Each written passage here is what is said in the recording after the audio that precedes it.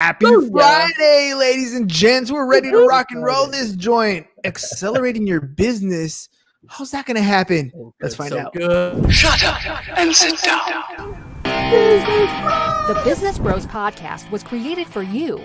Learn from the business professionals who come to share their stories.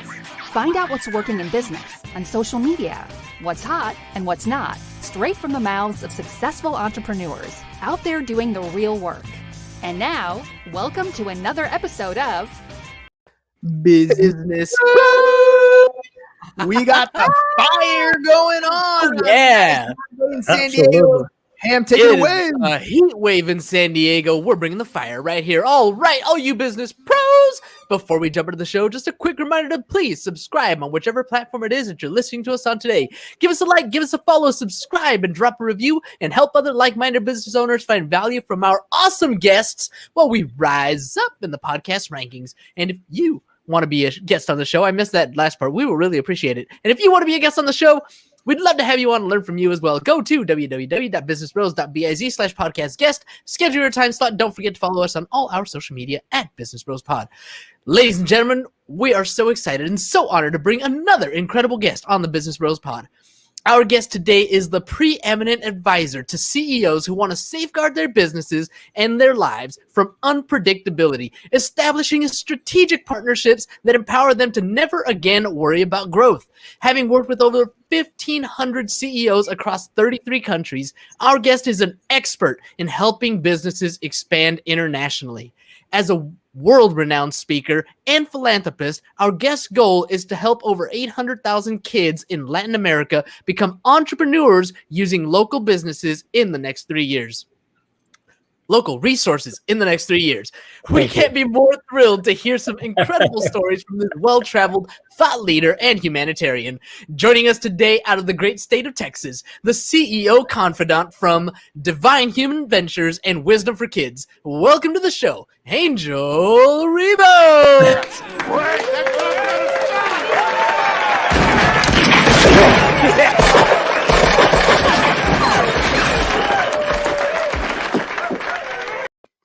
All right, Well Angel. done. Thank you so much. This has been probably one of the most amazing introductions ever in my life. Thank you so much for being who you are, guys. Thank you.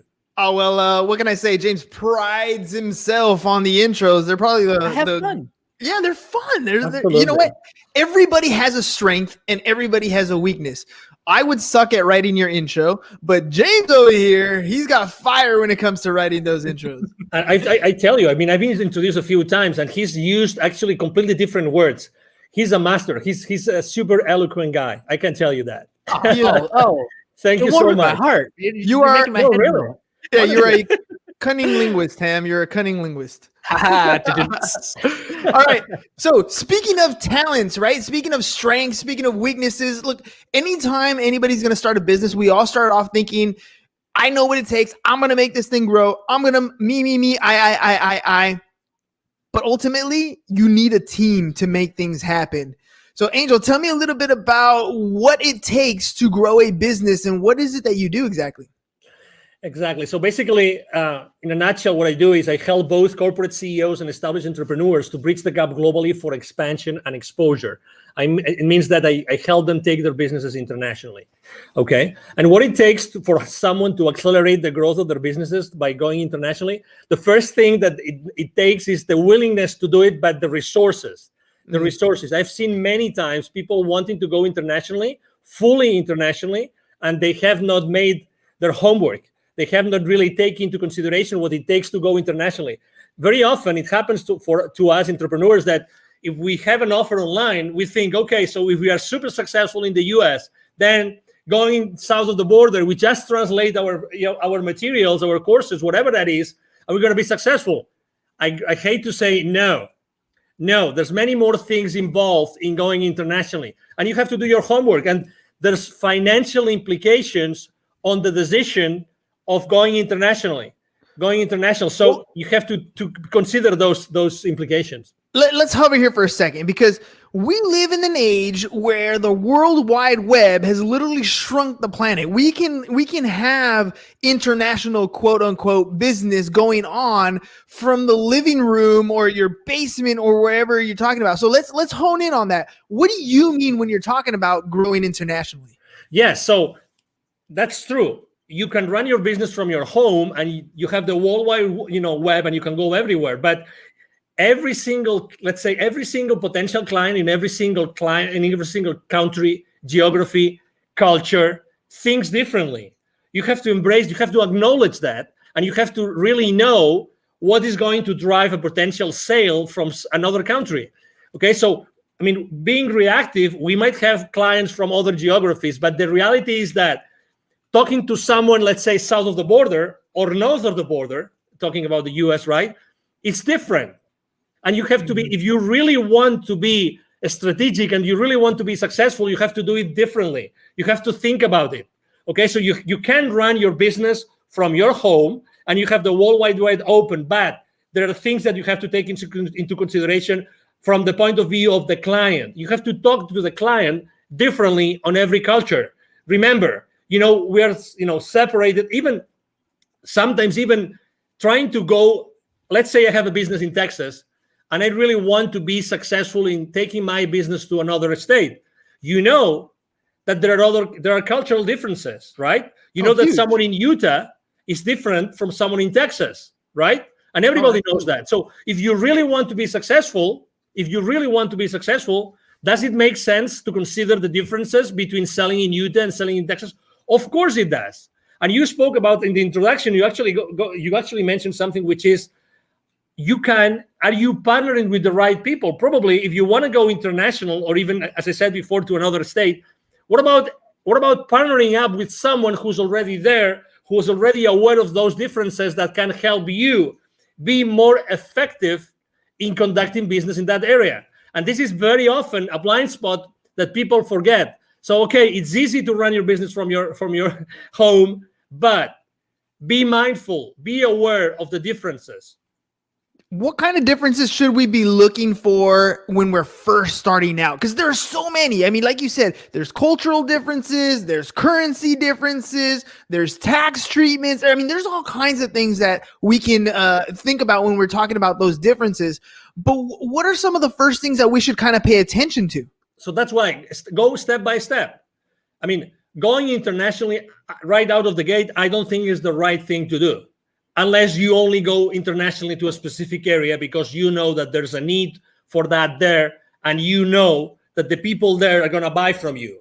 Unless that's the case, it's scaling up by accelerating the growth of your business by going international. It means that you have already had to establish your business somehow.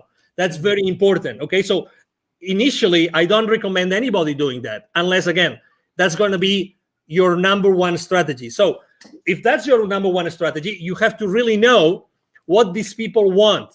Okay, the people in this area, what do they want? So you have to really speak with these people over there.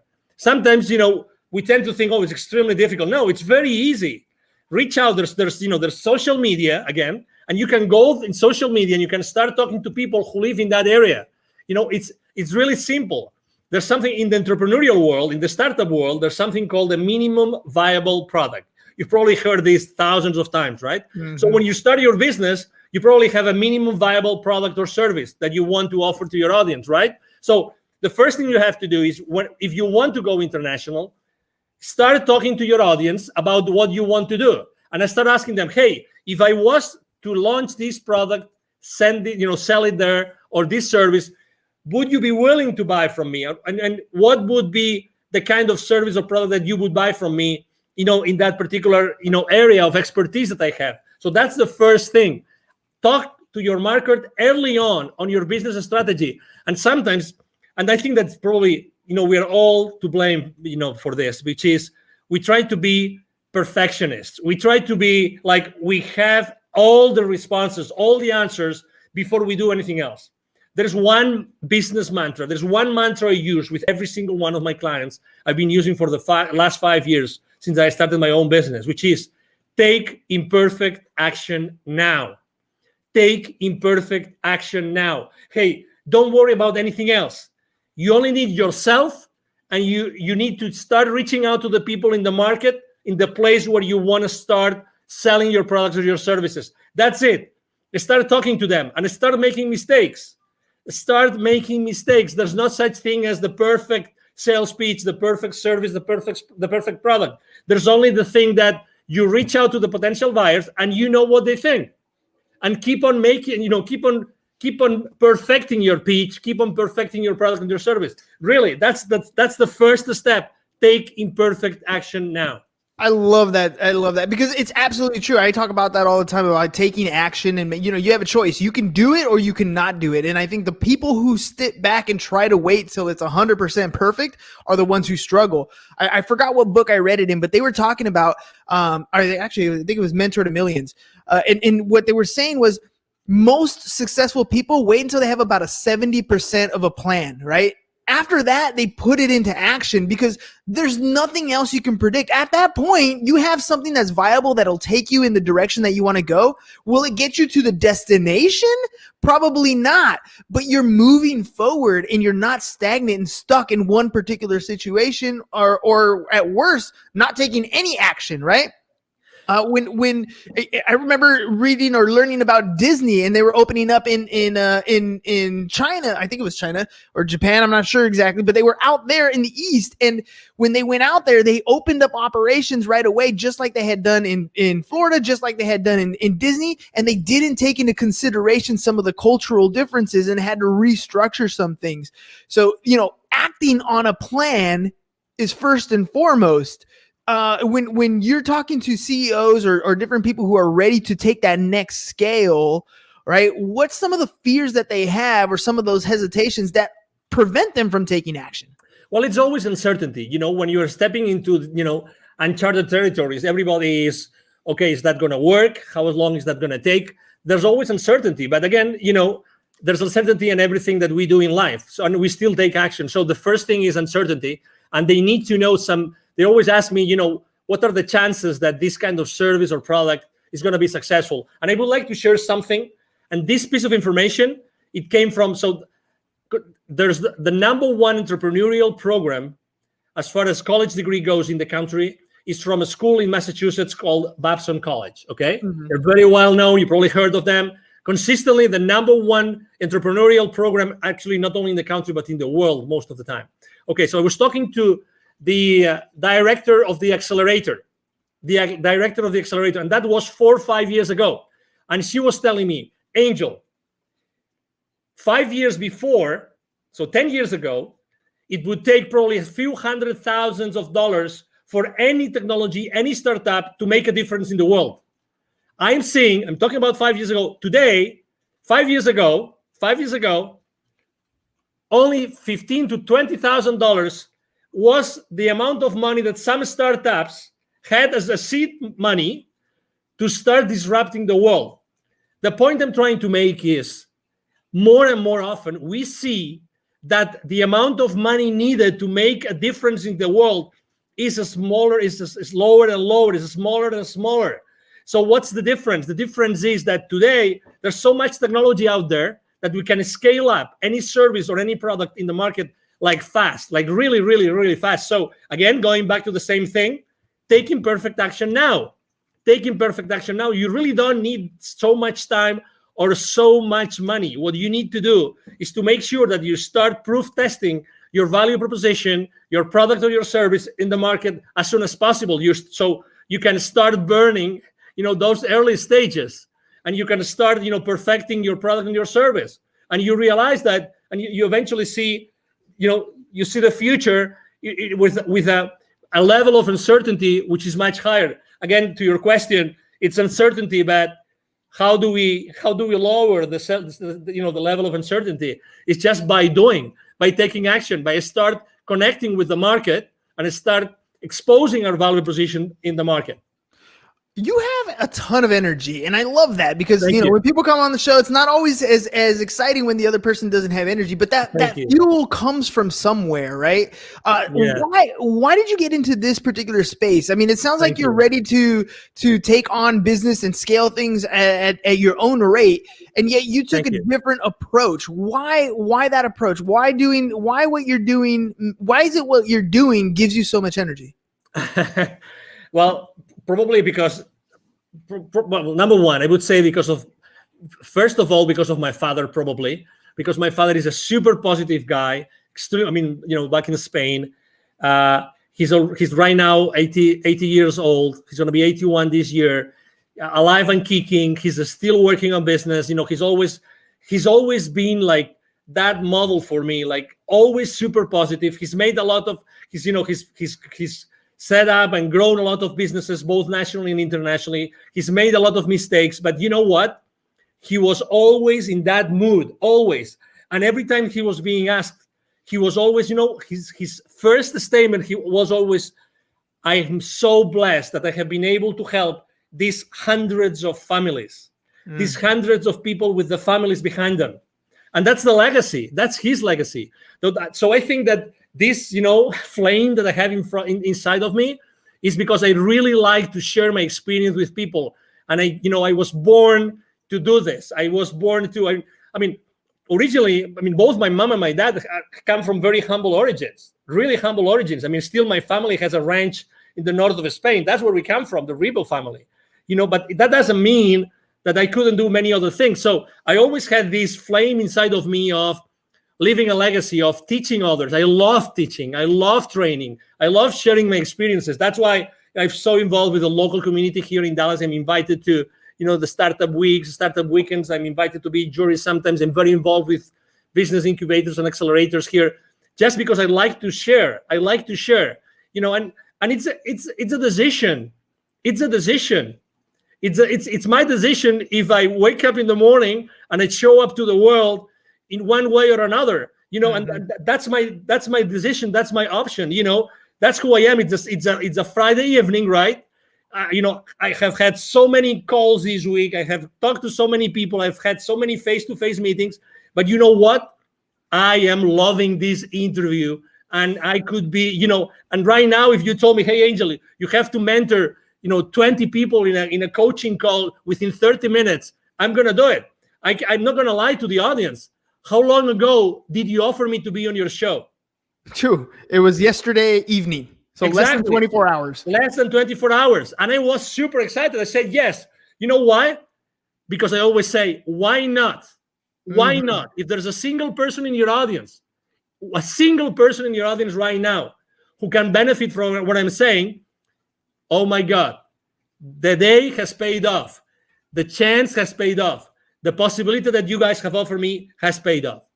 What is the core? What is the core of the CEO Confidant? Like, what is it that you're trying to achieve? Your mission in the business to have that can help more and more entrepreneurs get to the level that they want to get to. Thank you. For me, it's always been connecting the unconnected. And actually, I'm going to tie this to my nonprofit, connecting the unconnected. I've always, obviously, as you can imagine, I'm so grateful to God that He gave me this energy, this passion that I can, I have been able to help a lot of high-level executives throughout my life. That's a blessing. Probably this energy has helped me a lot. But this has only helped me enough as far as this helps me to make the world a better place. Okay? That's why, it reached a point in 2016 in which it was very clear to me that I had also, the reason why I had lived in Latin America for so many years and I had done business in Latin America for so many years is because I had to be exposed to those areas where so many underprivileged kids live. And you know what I'm talking about. I'm talking about in Latin America alone, in 2012, according to UNICEF numbers, 81 million kids live in poverty. 81 million kids. 22 millions don't have drinking water in their house. 22. And that was 2012. Can you guess after COVID? Can you guess what happens? How many millions right now? Significantly worse. Exactly. So, and that means the total population, so that you have you have a frame of reference. the total population of kids in 2012 in Latin America was 170 million. 170 million. Okay, 170 million. So put that in perspective. So right now, probably it's going to be 90, maybe 100 million kids in Latin America who live in poverty. Yeah. So that's why, what's my mission? I've always feel that I keep on developing and helping so many high-level executives and established entrepreneurs, because at the end of the day, what I have to do is I have to be able to have so many stories, and I have to be able to connect all those high-level executives with those entrepreneurs that have still so much to learn. And I know that if it's not me, who's going to teach them entrepreneurship? Who's going to inspire them? Who is able to bring all those lessons I learn every single day with these so powerful CEOs? Who else is going to take them to those kids in need?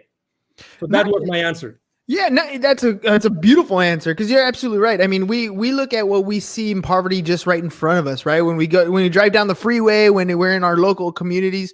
But the difference is, the poverty in the United States is much different than the poverty in almost any other country. It's just a different level. I remember being young, as a young kid, at my parents, and we would always go to church, and they would send us, to missionary things down the other side of the border, and you just have this awe that everything from the pair of shoes to the sweater that you have on to the meal that you had has such a different value to the people down there than it is to you. The things you take for granted, you don't even realize until you're, things like where you're crossing the border. When I remember coming back on the border and little kids, small 4 or 5-year-old children coming up barefoot, dirty, ragged clothes, just trying to sell something to make a living. And we don't quite understand the level of poverty because we're blessed to be in this country. But you're absolutely right. I want to ask you about the relationships that you're building with people as you're helping a lot of these entrepreneurs grow their business, as you're helping them scale and become multi-million-dollar companies. What value do you place, and how do you utilize the relationships that you're making? Well, I think believe it or not, I was extremely shy kid, very shy, very shy. Most of I would say every single one of my classmates up to high school, they would not believe it's me talking right now. Honestly. I had to, really, I really had to go to college, and I had to start being involved in organizations, international organizations, and traveling. And so, I know that not everybody is so open and prone to have relationships with people. But again, you don't have to be, someone like me, so, extroverted like me. It's just I think that the most important thing is that you are yourself and you keep the relationship honest and humble. Mm-hmm. Honest and humble, and from that point, I like to use, gratitude, humility, and acceptance as 3 of my top values that I like to share this with my team all the time when we have our weekly meetings and when we have our one-on-ones. Gratitude, humility, and acceptance are 3 very big values for me. So I think that those values help you a lot to develop those relationships. And out from those relationships, it's like, as you know, I'm very active on LinkedIn, and I have very, very large following and very active there. I post every single day, large high engagement from my audience. And it's the same thing when I start relationships with people in there that they don't know me of anything. I start from a very humble way. I'm not the guy that's going to send you 5 consecutive messages as soon as I say accept. I'm not that kind of guy. My connecting message has 1 sentence, only 1, and I don't send a second message. You just wait. Yeah, I just wait, and whenever it's good, and I think I have some value to offer to that person, as if it was you, then I say, hey, as I know that you do this, I think that you might be interested in having this information I just got from someone else. Again, partnering up with, giving the value that someone might need, and if they say I don't need it, that's okay, and that's fine. That's why a value download on people. I don't really believe in downloading things on people that they don't really need. So that's why I always keep my connections online as much human as possible. And when I left corporate America, I had like 800 connections. Right now, I have almost 27,000. Well, let me ask you about that, because you said, when you were younger, you were an introvert, and now you're very extroverted. What was it that pushed you to that next level? There's so many people out there that are introverted, and they know they have to have better relationships. They know they need to pick up the phone and talk to people. They know they need to be more extroverted, but they can't get across that point of actually making those connections. What pushed you to that next level? That's a great question, because probably I wasn't allowing myself to be myself. I was not standing on my own power. I thought that I had to fit in, and I wasn't socially enough.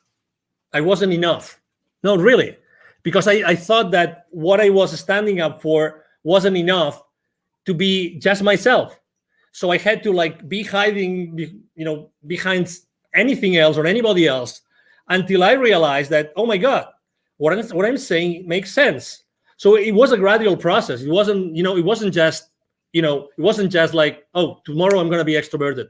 And so I was fascinated by something, which was, in my case, in college, because I told you I started to bloom in college, which was becoming or being the leader of an organization, but being like the leader, but the leader behind the scenes, right? Not the leader like showing up all the time. Wizard of Oz. So sometimes, so at some point, I had no option but to be in front of a lot of people. And then suddenly, everything was going well, and I was, leading that organization in my college and everything. But there were issues. So I have to tell you that realizing that not everybody is going to like me actually helped me to be stronger. I realized that I didn't have to fit in. I realized that I have to be myself and always be myself. So I had a completely 100% certain place where I could go back and pull up the rest of my life. You know what I mean? Yeah, because if you're pretending to be someone else, you don't have that place of safety. But when you're always yourself, when you're always standing on yourself, on your grounds, then you have that place of power. And I have to also tell you, I remember the most dramatic situation in my life was actually that I got married. My first marriage was in 1996, still in Spain. And I unfortunately didn't work out, and I only was married for 5 months. Oh. And I'm not gonna disclose the circumstances, but let's say it was like being backstabbed, like big time. And I got married with my college sweetheart. Oh, come on. Now you're leaving all the meat on the bone here. Now we gotta know what's going on. No, but let me tell you, I remember as if it was now. I had to drive back. When I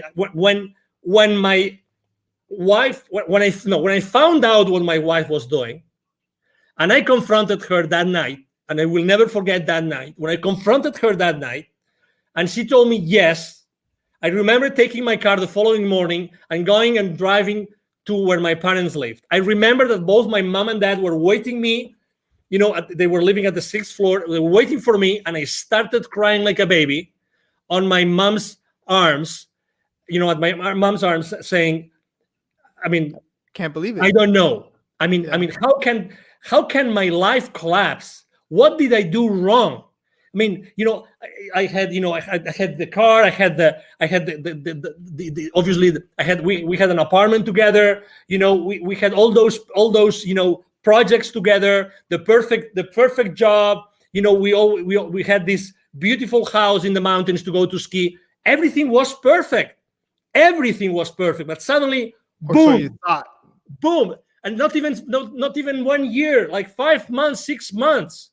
I felt betrayed. You name it. I tried to save my marriage, and I immediately said, okay, let's go to a counselor. But unfortunately, the other party wasn't there. So I said, okay. So the rest of my life starts here today. Yes. And then, you know what? 1 year and a half later, I had already left Spain for good. And I have not been back to Spain, but to visit my family. Again, it's the realization of I have to be me. And I am strong because I don't have to fit in with anybody else. I have to be myself. And that's my foundation. That's my essence. And I will build up the rest of my life because of that. Had I not taken that decision, we would have never had this conversation, you and I, today. You know that I want to say I love that story, but I kind of, it's not quite the right thing to say. But the fact that you accepted it at the end, right? The heartbreak, the pain, the agony, what you're going through, those are feelings that you're going to have. But at some point, no matter what happens in your life, good, bad, or indifferent, you have to accept that tomorrow the sun's going to rise. Tomorrow is another day, and every day you have that choice to make something happen. You can dwell in it, you can live in it, you can wallow in sorrow and feel sorry for yourself for as long as you can. But every day that happens is another day that you're not fulfilling whatever dream is that you want to achieve. You're hurting yourself by allowing yourself to live in that position for too long.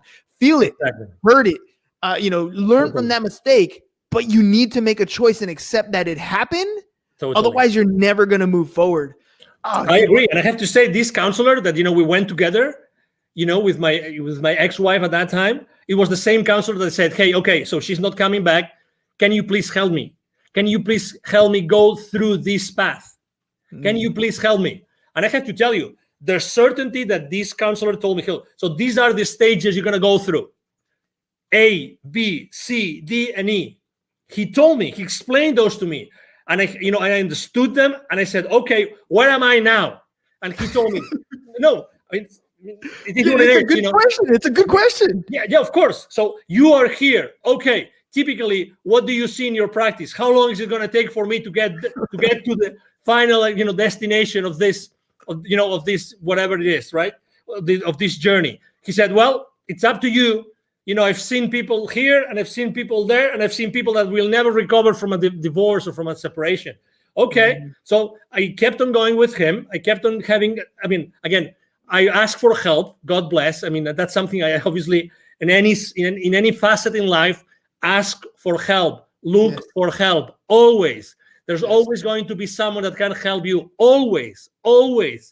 The only scarce resource in your life is time.